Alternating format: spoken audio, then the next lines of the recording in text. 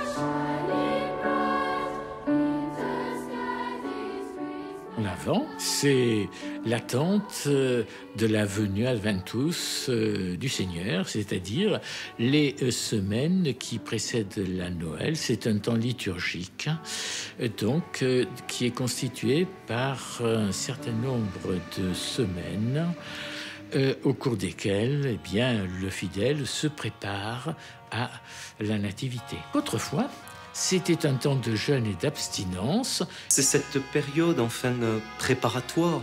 L'Église a toujours veillé à inviter les fidèles à se préparer aux grandes fêtes. Donc, si vous voulez, de la même manière qu'en Carême, il y a ces 40 jours qui préparent à Pâques, de la manière l'Avent nous prépare à l'accueil du mystère de l'incarnation. Ou, comme disait une poétesse que j'aime beaucoup, Gertrude von Lefort, elle disait dans ses hymnes à l'Église, notamment dans un poème consacré à l'Avent, où il faut chanter silencieusement à l'oreille du monde cette aube qui va se lever. C'est ça le temps de l'Avent, c'est ce temps d'intériorité. Il y a cette couronne de l'Avent que l'on peut mettre dans les demeures et à chaque dimanche successif, les 4 dimanches qui précèdent Noël, eh bien, on allume une des bougies de la couronne de l'Avent. On va vers toujours plus de lumière aussi. C'est un phénomène protestant et scandinave. Scandinave parce que c'est une forme de protestantisme épiscopalien qui a dû conserver l'Avent. L'on voit d'ailleurs très bien parfois sur les images ou les films les jeunes filles avec la couronne de lumière sur la tête. Parfois, mais en général c'est plutôt sur la table. Il y a une mondialisation de ce que j'appellerais les meilleures trouvailles de Noël à l'heure actuelle. Au XXe siècle, la couronne de Noël scandinave est vendue maintenant sur les marchés au moment de Noël. Cette attente joyeuse d'un si grand événement doit nous pousser à nous préparer. Or, si nous sommes honnêtes, nous ne sommes jamais ajustés à la venue de Dieu. Jamais. Et jamais assez préparés. Mais en même temps, chercher à s'y préparer, c'est aussi une délicatesse à l'égard de Dieu. Donc il est normal que la joie qui nous porte devant cet événement s'accompagne du désir ardent aussi de se purifier, de se dépouiller, de se simplifier, puisqu'en fait, c'est cela.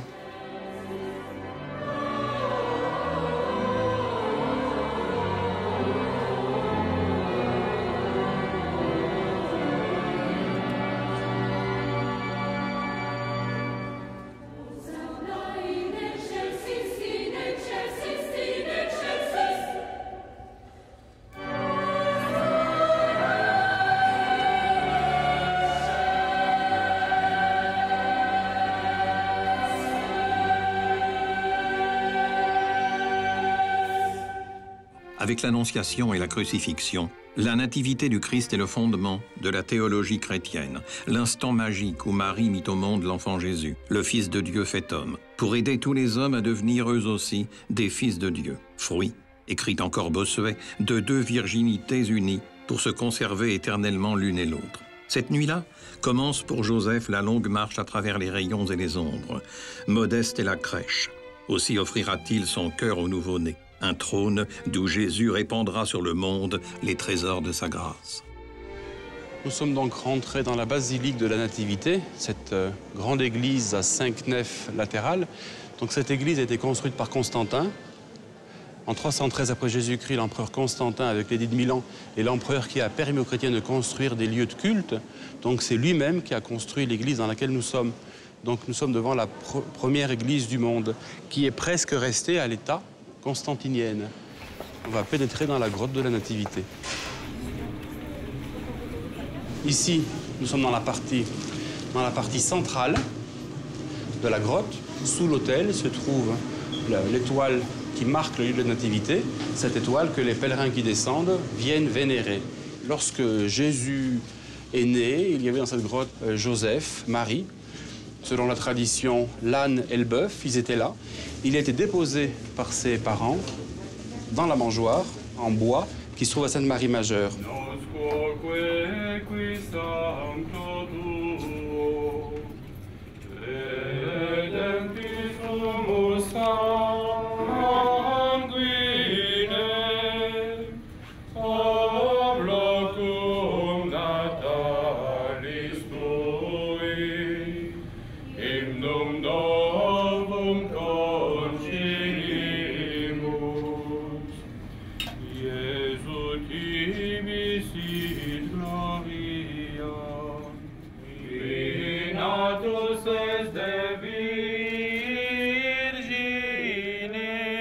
Toute la topographie de ces lieux est liée à l'évangile de saint Matthieu.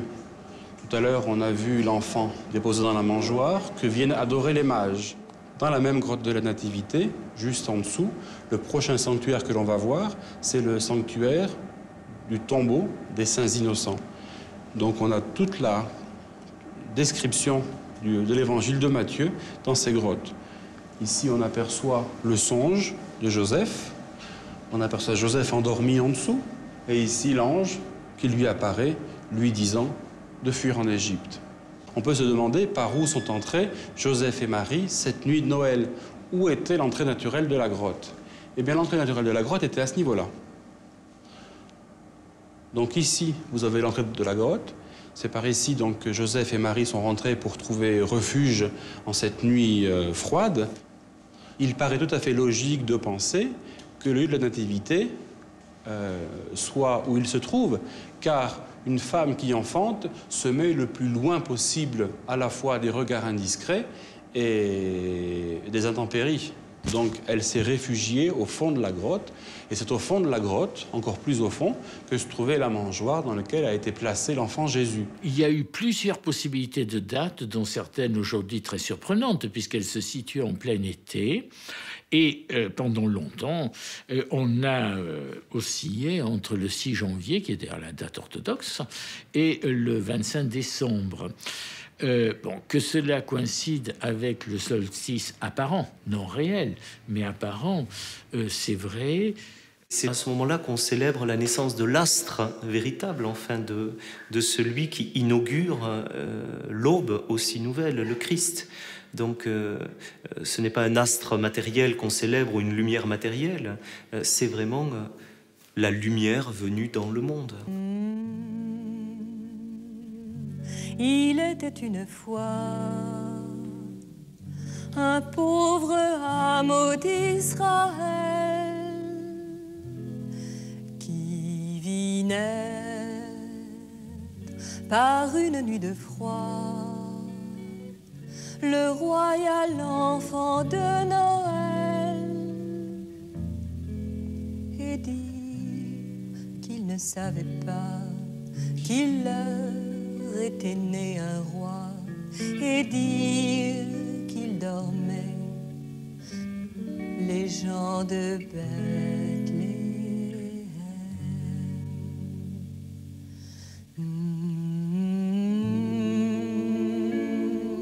Le monde était si grand et lui si petit sur la paille d'un roi point n'avaient les courtisans ni l'or que gagnent les batailles. Ainsi vint à l'existence notre Seigneur Dieu d'amour, ainsi dans l'indifférence la nuit à Bethléem.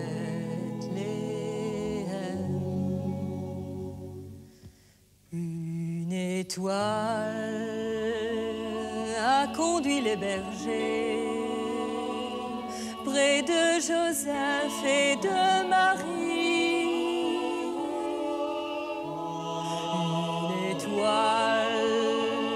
Les a agenouillés près de l'enfant, source de vie. Dis-moi, l'étoile, où es-tu pour nous montrer le chemin? Pourquoi ne nous conduis-tu plus comme à Bethléem? Faut pas confondre représentation de la nativité et crèche, ce que l'on fait parfois dans certains livres. Il y a sur des sarcophages paléochrétiens des représentations de la nativité. Donc, dans les premiers siècles du christianisme, à partir du 4e, 5e siècle, il y a des représentations de la nativité. Une crèche, c'est une mangeoire. Et c'est la mangeoire de l'étable, dans laquelle on aurait déposé le Christ nouveau-né. Le mot signifie cela au sens strict en français. C'est ensuite, évidemment, au sens second, que le mot a signifié la représentation de la nativité autour de la mangeoire. La plus ancienne crèche constituée de petits personnages dressés au moment de Noël a été pour l'instant détectée en 1562 dans l'église des Jésuites de Prague. Et immédiatement après apparaissent les crèches italiennes. Donc c'est un phénomène qui est lié à la Réforme catholique, au début de la Réforme catholique.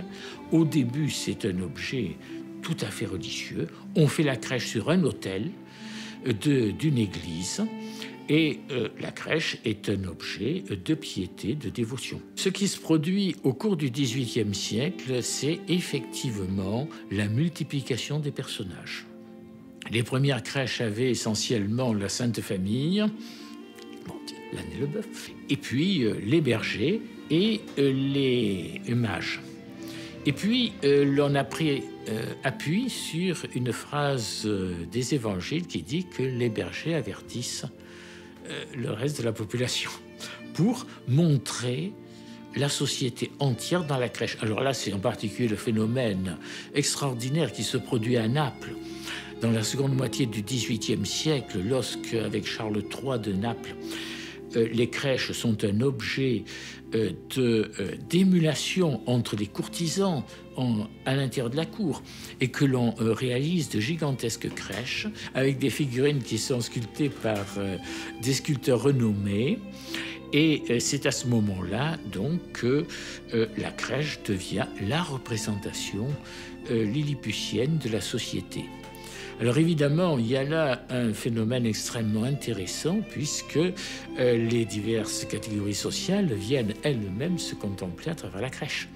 Dans le cas de la crèche napolitaine, il y a aussi bien la noblesse napolitaine qu'un grand nombre de sans-abri, de SDF comme nous dirions aujourd'hui. Et donc, la crèche devient à ce moment-là aussi cet objet polyvalent qui représente à un moment donné la société. Mon village éteint ses lumières,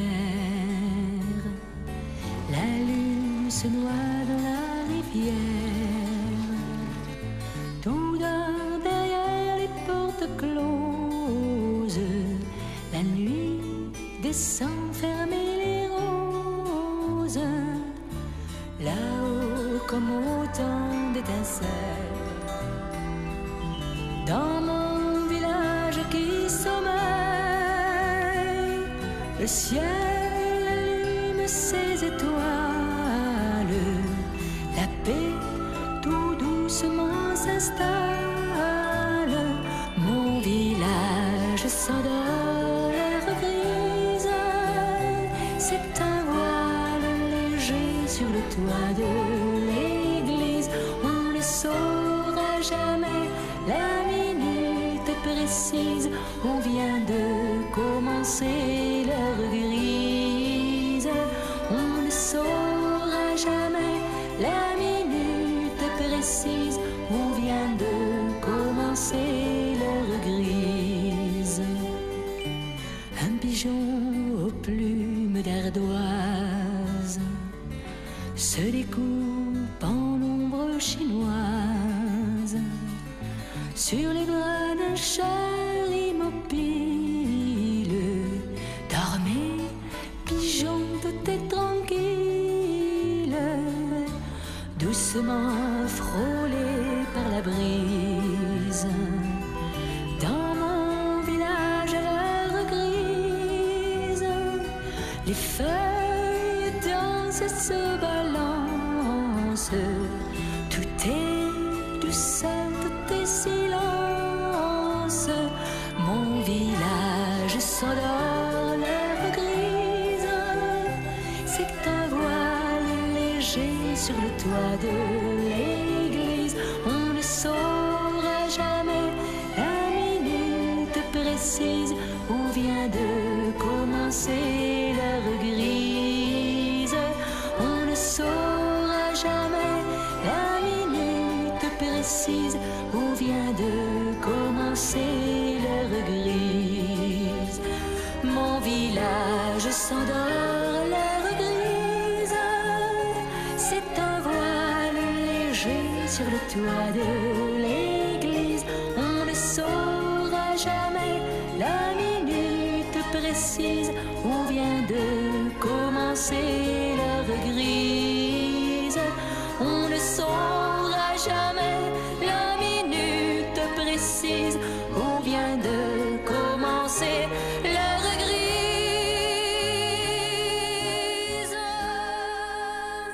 La crèche peut devenir une crèche géante.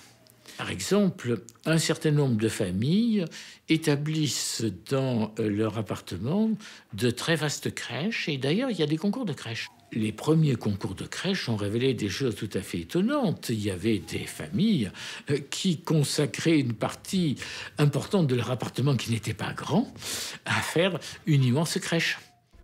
À Palavas, Noël, ce n'est pas du passé. Il s'actualise chaque année dans une crèche vivante où chaque enfant incarne un des personnages du récit évangélique, comme autrefois dans les mystères populaires. Le 24 au soir, tout sera prêt pour le défilé traditionnel des bergers devant la crèche où sera déposé le dernier-né de la paroisse pour figurer l'enfant Jésus. Et cette année, l'ordre chronologique étant la règle, c'est une petite fille qui apportera aux Palavasiens la bonne nouvelle de la nativité. La crèche vivante est antérieure à la crèche fixe. La crèche vivante semble dériver de jeux paraliturgiques avant la liturgie, ou bien une séquence entre deux moments de la liturgie, dont on a des traces dans les manuscrits médiévaux, en particulier d'abbayes à partir du XIe siècle.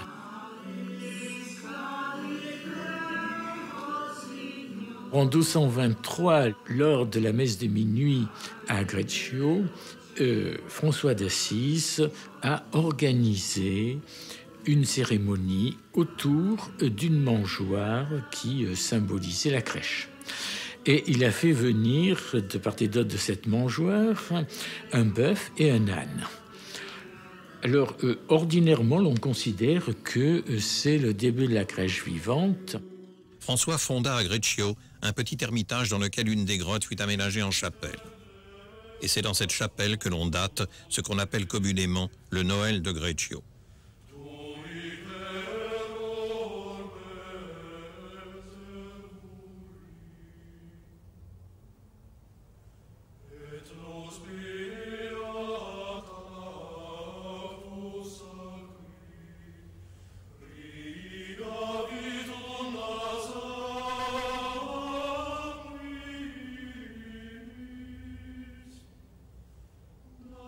Cette nuit de Noël 1223, notre homme inspiré une fois encore, demanda qu'on installât dans la grotte une mangeoire gorgée de paille et qu'on plaçât sur ses flancs un bœuf et un âne.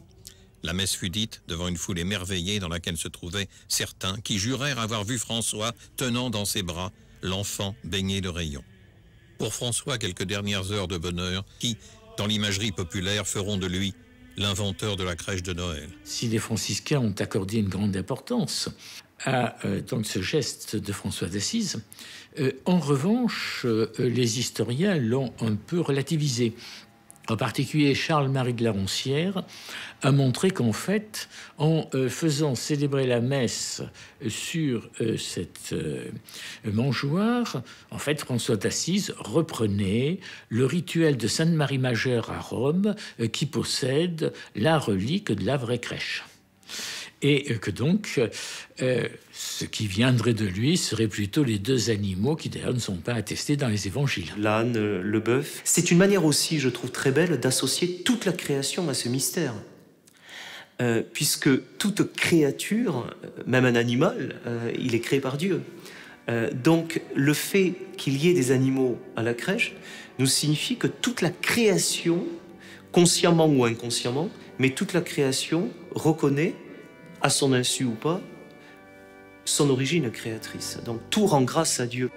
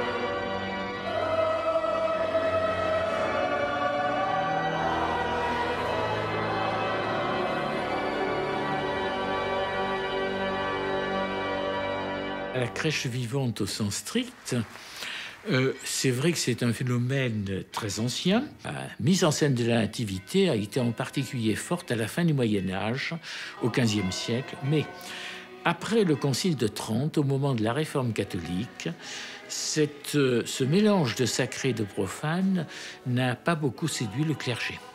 Et donc le clergé était peu favorable à ce type de représentation à ce moment-là. Alors, il y en a eu encore, mais beaucoup moins nombreuses.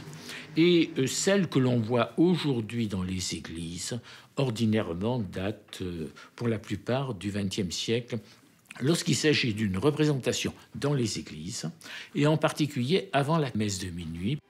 Je ne pense pas qu'il y ait une seule famille dont au moins un membre n'ait un jour ou l'autre participer à cette crèche, sauf pour le petit Jésus, car le petit Jésus, c'est généralement le dernier né dans notre petite paroisse.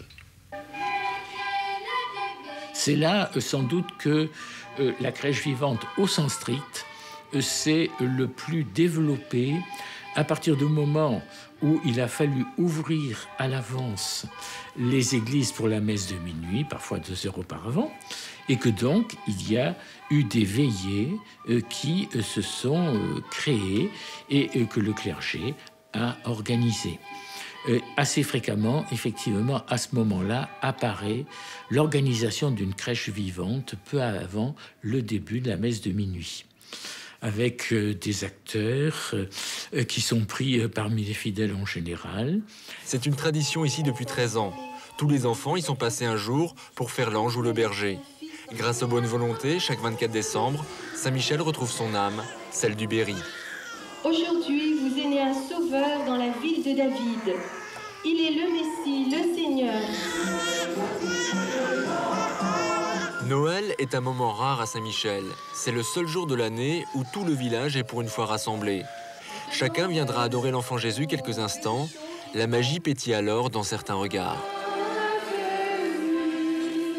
Pour la crèche vivante proprement dite, celle qui a lieu dans les églises lors de la veillée de la messe de minuit, c'est quand même un texte qui est très strict et très proche du texte biblique. On revit le vrai sens de la fête de Noël pour les chrétiens, la naissance de Jésus. Et puis un Dieu, c'est formidable, qui nous donne son Fils. La joie des enfants de participer vraiment à l'évangile, puisqu'on suit l'évangile de Luc. Donc les enfants vivent vraiment la nativité. L'évangile raconté et joué avec beaucoup de sérieux par les enfants. 31 en tout, sous le regard des fidèles, bergers, anges, rois, mages. C'est la vie qui s'invite à la messe de Noël au milieu d'une assemblée recueillie.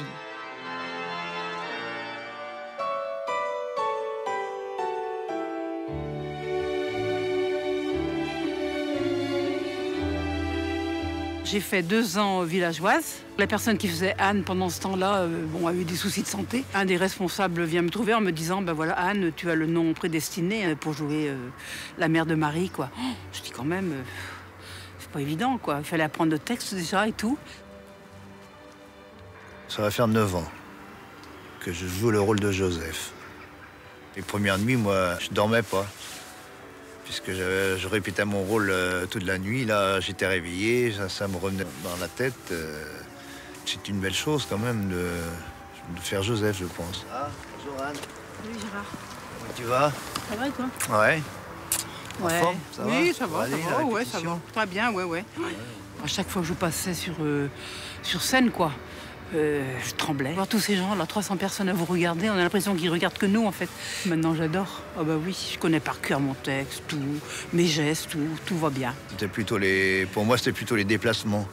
Oui, c'est pas évident aussi. Au bon endroit, au bon moment, au moment voulu. Ouais. Puis être en accord aussi avec la régie, quoi. Ah oui, c'est oui, aussi... ah oui.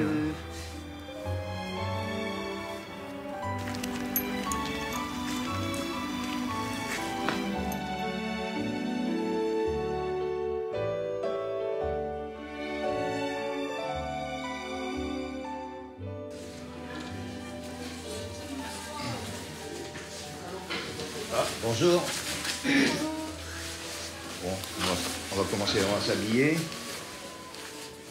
Ici, ce sont les costumes. C'est là que tous les gens retrouvent leurs propres costumes qui sont alignés pour s'habiller et qui vont ensuite en salle pour faire le spectacle. Vous avez la même chose de l'autre côté pour les dames. Je récupère mon costume, voilà. Donc il y a la robe, la tunique et le voile. Hein. Voilà. Je me mets en condition en mettant ma toilette, quoi. J'essaye de bien mettre les choses et voilà. Donc j'ai le voile après, hein. Je peux mettre le voile, hein.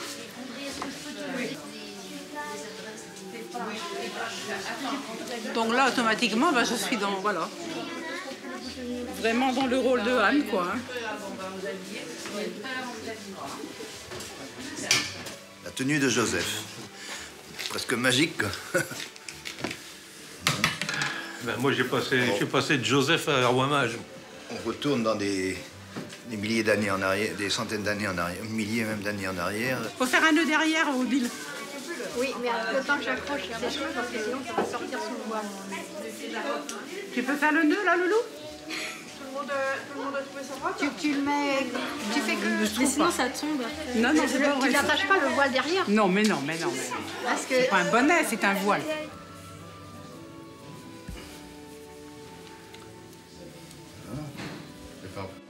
Dans mon petit bungalow. Déjà vous montrer le pain que je suis allée chercher ce matin. Là, vous voyez. C'est une pâte à pain, vous voyez, voilà, que j'ai mis un peu de farine dessus pour qu'elle soit plus facile à travailler. Le boulanger le donne gracieusement, hein, pour la crèche vivante. Donc voilà, je suis chargée de ça, quoi. Hein. C'est habiller les maris, occuper du pain, ranger les vêtements des maris. Les dernières tensions, là, on se dit, est-ce qu'on va s'en souvenir? C'est pourtant pas très important, mais il y a toujours un peu de panique dans l'air. Hein. On joue Marie et Joseph déjà depuis quelques années. Et puis, du coup, là, c'était l'occasion cette année. Elle est née le 12 novembre, donc elle a 1 mois. Et donc, on s'est dit qu'on pourrait jouer tous les 3 cette année. Ouais.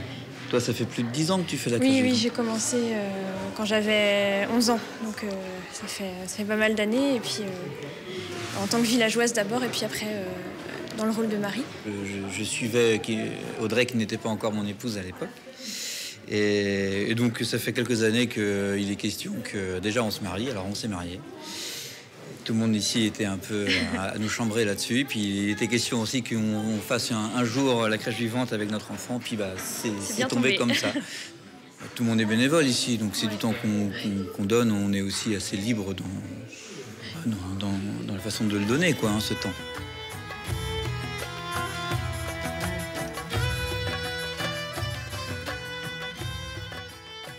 Par cet anneau, vous êtes consacrés l'un à l'autre, selon la loi de Moïse et d'Israël. On a toujours dit qu'il était plus âgé que Marie. Oui, les maris sont vraiment jeunes, hein, oui, par rapport même dans la réalité. Joseph était beaucoup plus âgé que Marie. Même, oui, voilà, même Anne, elle est personne âgée par rapport à Marie, quoi. C'est normal.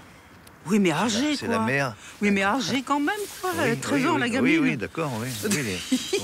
Âgée quand même, quoi. On recrute de plus en plus jeune. Ne crains pas, Marie. L'Esprit Saint viendra sur toi et la puissance du Très-Haut te couvrira de son ombre. C'est pourquoi celui qui naîtra sera saint et on l'appellera le Fils de Dieu. Céleste messager, confident d'un si haut secret, je consens. Voici la servante du Seigneur, qu'il me soit fait selon ta parole.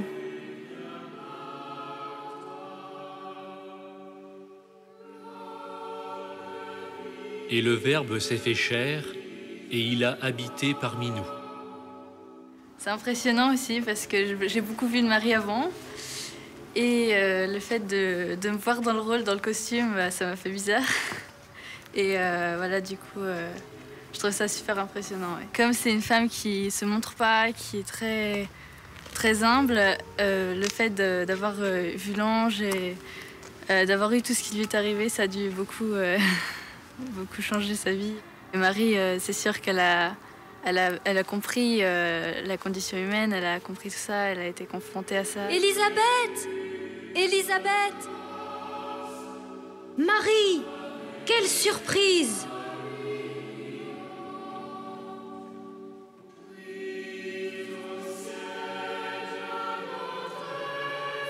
Paix à toi, Élisabeth. Dieu te bénisse, Marie. Et juste à l'instant, tu me disais bonjour. J'ai senti mon enfant qui bougeait dans mon ventre. Tu es bien heureuse, Marie, toi qui as cru que Dieu réalisait sa promesse. Marie se mit à remercier Dieu pour ce qu'il faisait en elle. De son âme ravie, jaillit alors ce cantique que l'Église chante désormais tous les jours.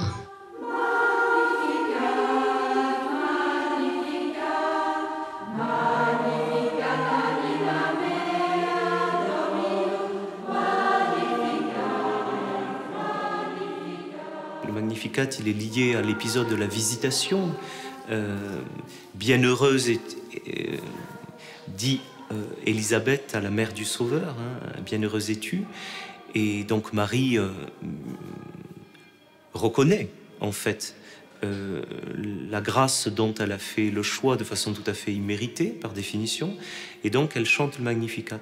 Bien, je crois que le chant de Marie, il est le chant de tous les humbles qui ont suivi, hein. Il exalte les humbles et il abaisse les puissants. Et Marie, la première en fait, la première, a accueilli le mystère. Et donc le Magnificat, c'est pour nous une manière d'entrer dans l'attitude de la Vierge.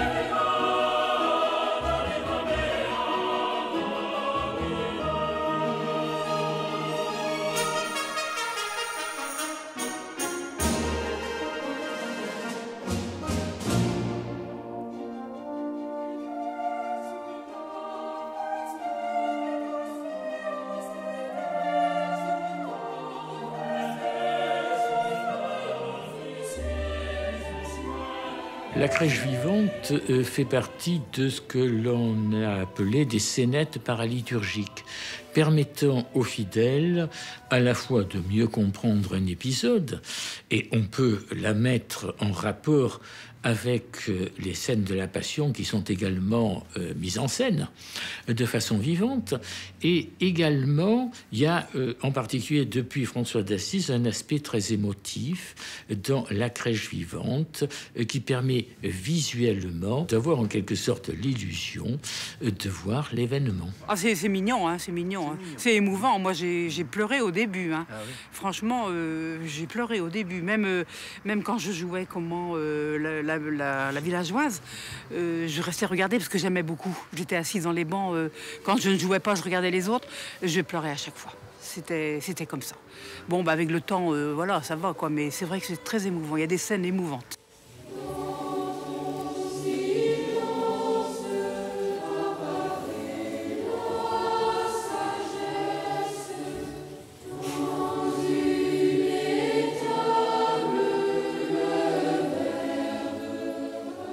Les anges, c'est aussi une réalité très importante du mystère de Noël, parce que c'est le ciel et la terre, c'est-à-dire le visible et l'invisible, si vous voulez, qui à ce moment-là font alliance.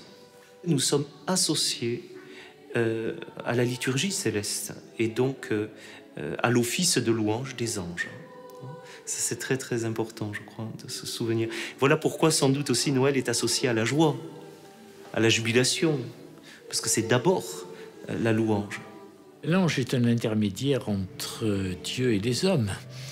Ce n'est pas un être humain, mais les hommes lui ont donné une apparence humaine. Et il est tout à fait normal qu'il y ait dans les crèches des anges tels que la tradition catholique les a représentés. Dans les crèches vivantes, c'est aussi le moyen de faire participer d'autres personnes féminines que la Vierge. Et donc, effectivement, souvent, des petites filles qui sont costumées en ange, des petits garçons aussi, bien sûr. L'ange, par exemple... c'est l'ange de l'annonce au berger. Rassurez-vous, car voici que je vous annonce une grande joie qui sera celle de tout le peuple. Aujourd'hui, dans la cité de David, un sauveur vous est né, qui est le Christ, le Fils du Dieu vivant. Et ceci vous servira de signe. Vous trouverez un nouveau-né enveloppé de l'ange et couché dans une mangeoire.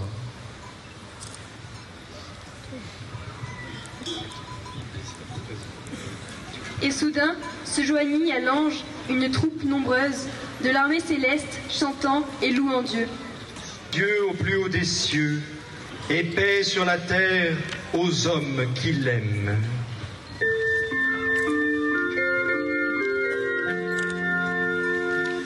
Les anges en nos campagnes ont ordonné l'hymne des cieux.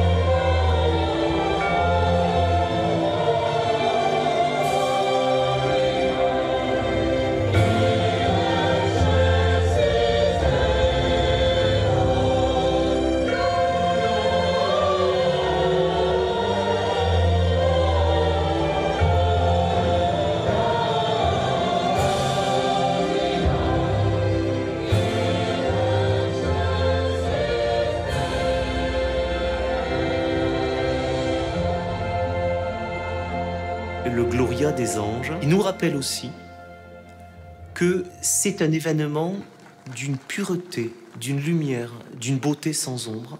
Marie emmaillota l'enfant et le coucha dans la mangeoire.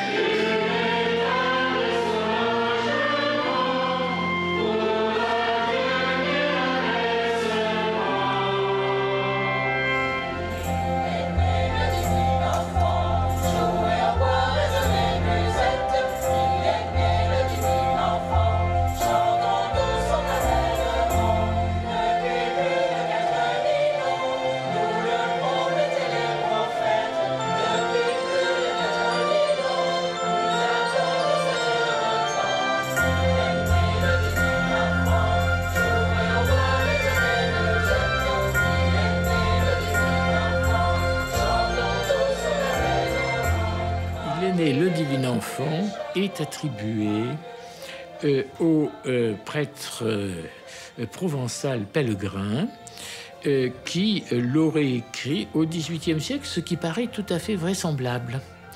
Les 4000 ans correspondent aux représentations assez courantes que l'on avait à l'époque de la chronologie.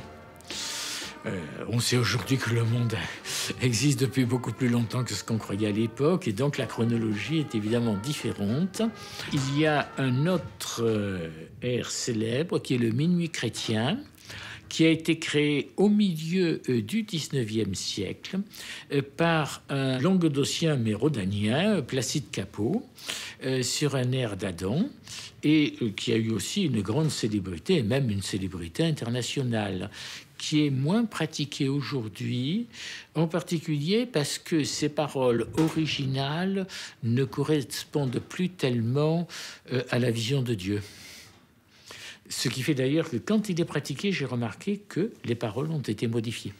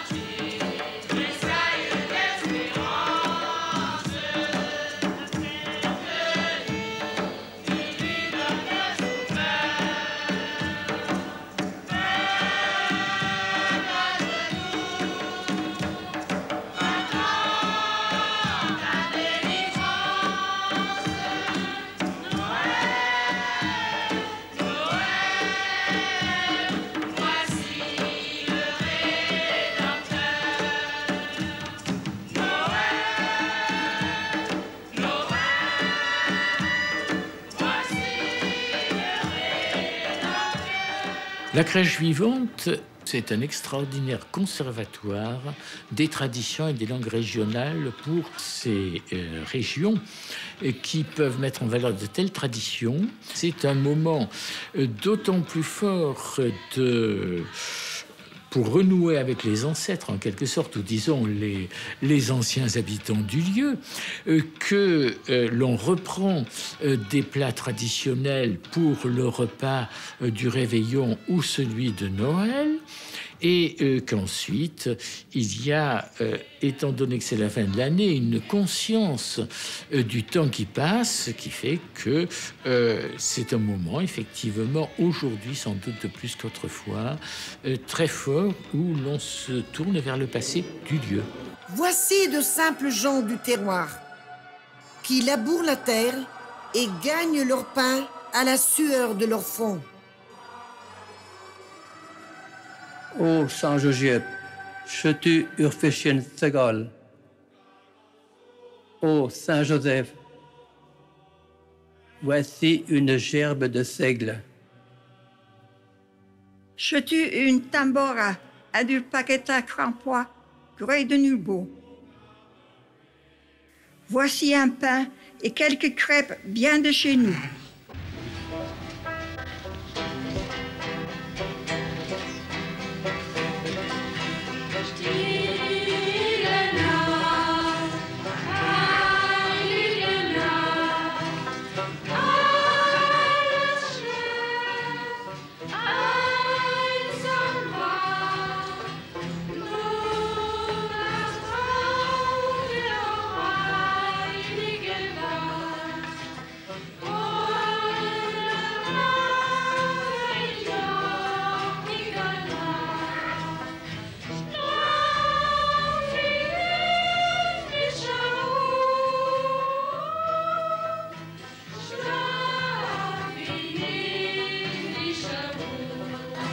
Le village de Montesco vient de vivre un véritable conte de Noël. Sa petite église romane a accueilli lundi soir, pour la première fois de son histoire séculaire, un pessèbre vivant.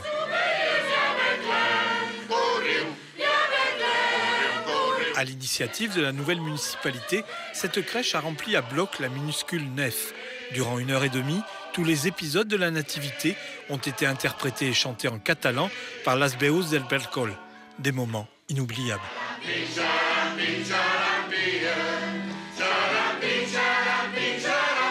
Mais je suis enthousiasmée. De ce monde, l'église s'avère trop petite. Il y avait jusqu'à présent du monde dehors. Et je n'avais vu jamais autant d'enfants dans cette église, des grands et des petits. C'est fabuleux.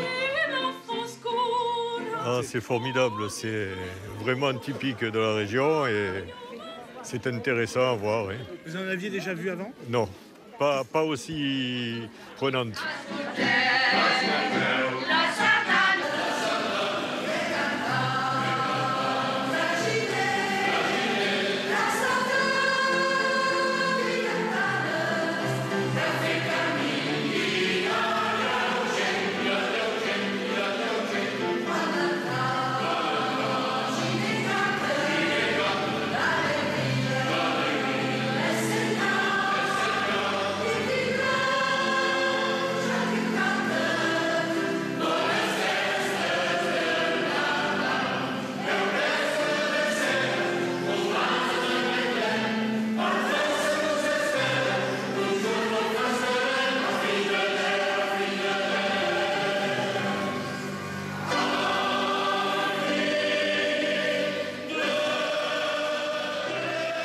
La naissance du Christ a été aussi, dans une certaine mesure, un prétexte lorsque la crèche vivante s'est transformée en théâtre de Noël. Alors, c'est un phénomène en particulier dans la Provence particulièrement net, où une crèche vivante du XVIIIe siècle, qui avait lieu dans une œuvre de jeunesse, s'est transformée au XIXe siècle en véritable pièce de théâtre en provençal. C'est là évidemment un phénomène qui n'est pas propre à la Provence. En Pologne, par exemple, il y a l'équivalent.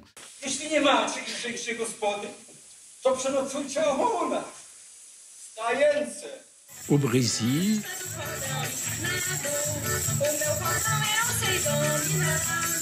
C'est en gros une pièce de théâtre dans la mesure où on ne s'en tient pas à la scène de l'adoration des bergers et des mages. L'essentiel de la pastorale consiste à rassembler un certain nombre de personnages typiques qui se mettent en route vers Bethléem et qui connaissent diverses aventures. Alors, il y a là, évidemment, un type très particulier de crèche vivante qui constitue, en particulier en Provence, un véritable phénomène de société dans la mesure où certains petits pays provençaux et même certains villages ont leur propre pastorale.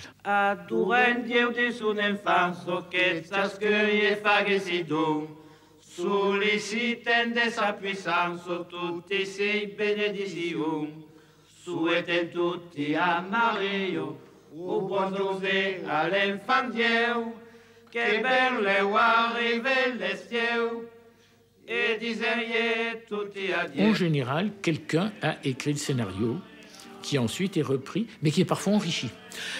Dans le cas de la pastorale marseillaise, puis c'est à Marseille que les choses se sont faites, c'est l'ouvrier miroitier Antoine Morel, par ailleurs personnage très important, militant de la mutualité marseillaise, qui a écrit le livret le plus célèbre et qui a été joué une première fois en 1842 et dans une version plus proche de l'actuelle en 1844.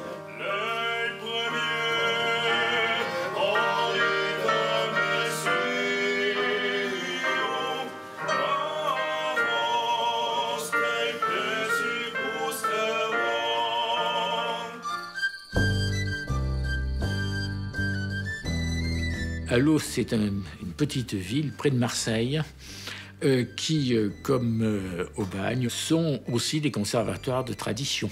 Ont été pendant plus longtemps que Marseille des villes rurales et artisanales qui conservent des traditions. Dans le cas d'Allot, c'est la descente des bergers, depuis l'église romane qui est au sommet de la colline jusqu'à l'église construite à l'époque moderne, le noyau de la ville aujourd'hui. Et c'est en réalité ce qui correspond à un rituel un peu différent de la crèche vivante qui est l'offrande.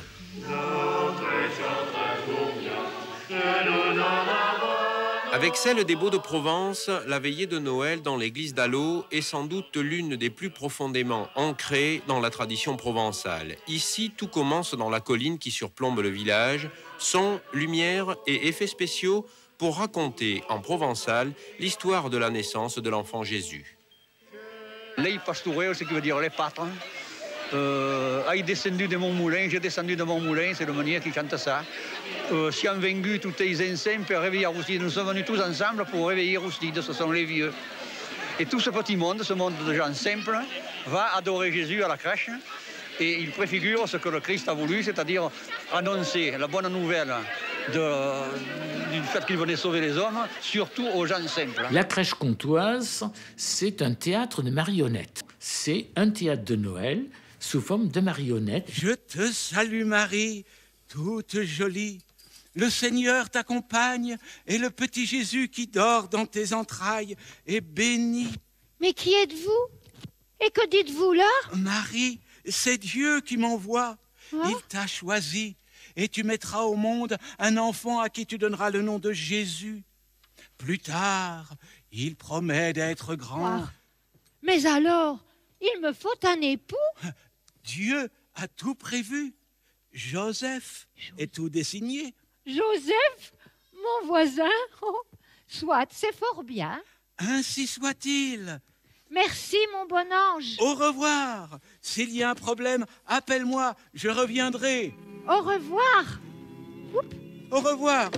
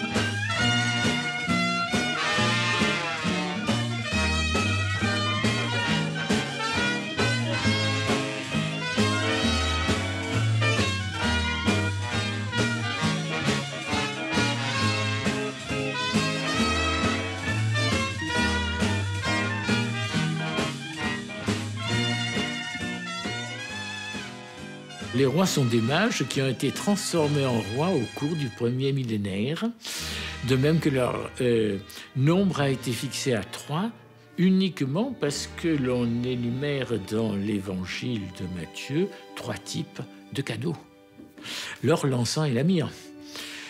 Cela dit, les rois sont très importants, outre le fait quand même que si l'on admet que ce sont des mages, ils sont attestés du point de vue biblique. Par ailleurs, ils représentent les 3 continents qui étaient connus à l'époque. Donc, ils représentent l'humanité qui reconnaît le Sauveur. Et puis enfin, les rois sont importants parce que ce sont les plus beaux sont-on les plus belles figurines que l'on peut mettre dans une crèche. Il est très flatteur aussi de revêtir d'aussi beaux vêtements quand il y a une crèche vivante qui représente les rois. Bon, je pense que c'est un des succès, par exemple, de la traversée en dromadaire du village de Saint-Barnabé dans le terroir marseillais. Ce sont les 3 rois sur des dromadaires qui traverse la rue principale du quartier et arrive jusqu'à l'église. Alors évidemment, une telle arrivée a beaucoup de succès, mais c'est une idée récente. C'est une idée récente et qui correspond tout à fait à l'idée de la crèche parlante de rendre visuellement sensible le mystère. C'est un très beau cortège. Alors évidemment, comme il n'y en a que 3, en revanche, ce qui n'est pas limité, c'est le nombre des serviteurs des rois mages. Donc, vous pouvez en ajouter autant que vous voulez. Et vous pouvez les habiller aussi de fort beaux vêtements. Il y a là, évidemment, tout l'aspect qui frappe fortement les sens et l'imaginaire.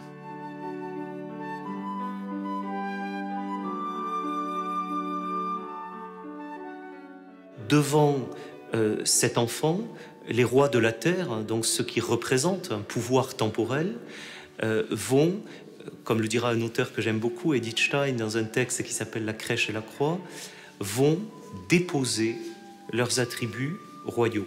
C'est-à-dire que là nous est dit, en tout cas au sens symbolique, que toute royauté temporelle est dans un rapport de sujétion, d'obéissance, de service à l'égard de la royauté céleste. Et ça, c'est très très important, ça remet les choses à leur place. Et que des rois commencent par s'agenouiller nous dit que les premiers doivent commencer par servir.